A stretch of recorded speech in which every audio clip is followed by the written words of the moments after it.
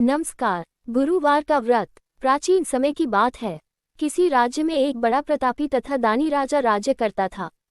वह प्रत्येक गुरुवार को व्रत रखता एवं भूखे और गरीबों को दान देकर पुण्य प्राप्त करता था, परंतु ये बात उसकी रानी को अच्छा नहीं लगता था। वह न तो व्रत करती थी और न ही किसी को एक भी पैसा दान में देती थी और राजा को भी ऐसा करने से मना करती थी। एक समय की बात है, राजा शिकार खेलने को वन को चले गए थे। घर पर रानी और दासी थी। उसी समय गुरु बृहस्पतिदेव साधु का रूप धारण कर राजा के दरवाजे पर भिक्षा मांगने को आए। साधु ने जब रानी से भिक्षा मांगी तो वह कहने लगी, हे साधु महाराज, मैं इस दान और पुण्य से तंग आ गई हूँ।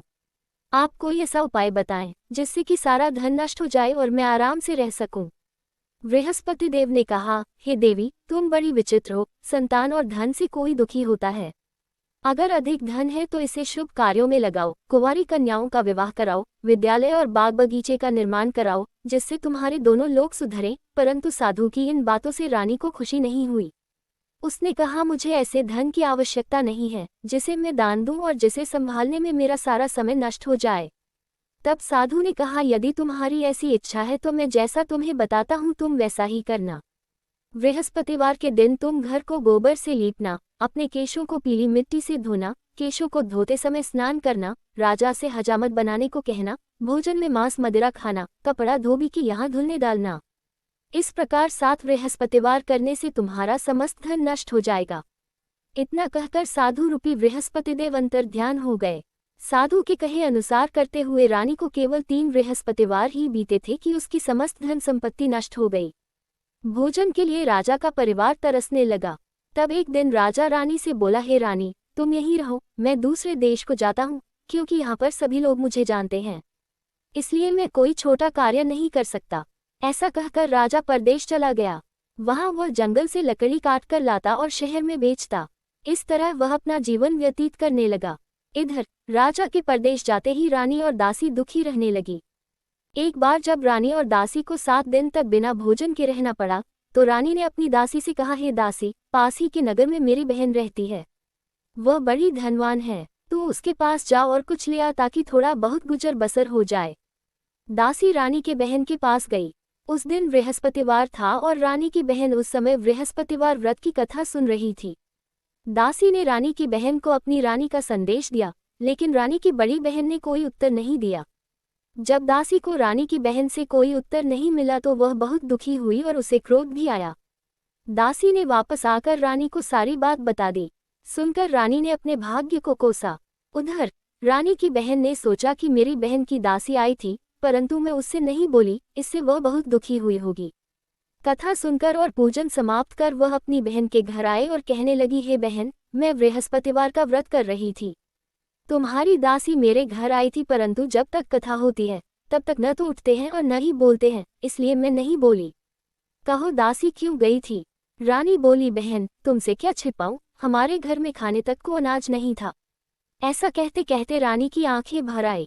उसने दासी समेत पिछले 7 दिनों से भूखे रहने तक की बात अपनी बहन को विस्तारपूर्वक सुना दी। रानी की बहन बोली, देखो बहन, भगवान बृहस्पतिदेव सबकी मनोकामना को पूर्ण करते हैं। देखो, शायद तुम्हारे घर में अनाज रखा हो। पहले तो रानी को विश्वास नहीं हुआ, पर बहन के आग्रह करने पर उसने अपनी दासी को अंदर भेजा तो उसे सचमुच अनाज से भरा एक घड़ा मिल गया। ये देखकर दासी को बड़ी हैरानी हुई। दासी रानी से कहने लगी, हे रानी, जब हमको भोजन नहीं मिलता तो हम व्रत ही तो करते हैं, इसलिए क्यों न इनसे व्रत और कथा की विधि पूछ ली जाए ताकि हम भी व्रत कर सके। तब रानी ने अपनी बहन से बृहस्पतिवार व्रत के बारे में पूछा। उसकी बहन ने बताया, बृहस्पतिवार के व्रत में चने की दाल और मुनक्का से विष्णु भगवान का केले की जड़ में पूजन करें तथा दीपक जलाएं, व्रत कथा सुने और पीला भोजन ही करें। इससे बृहस्पतिदेव प्रसन्न होते हैं। व्रत और पूजन विधि बतलाकर रानी की बहन अपने घर को लौट गई। 7वें रोज बाद जब गुरुवार आया तो रानी और दासी ने निश्चय अनुसार व्रत रखा। घुड़साल में जाकर चना और गुड़ बीन लाए और फिर उसकी दाल से केले की जड़ तथा विष्णु भगवान का पूजन किया। अब पीला भोजन कहाँ से आए, इस बात को लेकर दोनों बहुत दुखी थे। चूंकि उन्होंने व्रत रखा था इसलिए गुरुदेव उन पर प्रसन्न थे, इसलिए वे एक साधारण व्यक्ति का रूप धारण कर 2 थालों में सुंदर पीला भोजन दासी को दे गए। भोजन पाकर दासी प्रसन्न हुई और फिर रानी के साथ मिलकर भोजन ग्रहण किया। उसके बाद वे सभी गुरुवार को व्रत और पूजन करने लगी।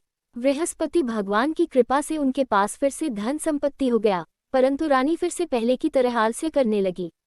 तब दासी बोली, देखो रानी, तुम पहले भी इस प्रकार आलस्य करती थी, तुम्हें धन रखने में कष्ट होता था, इस कारण सभी धन नष्ट हो गया, और अब जब भगवान गुरुदेव की कृपा से धन मिला है तो तुम्हें फिर से आलस्य होता है।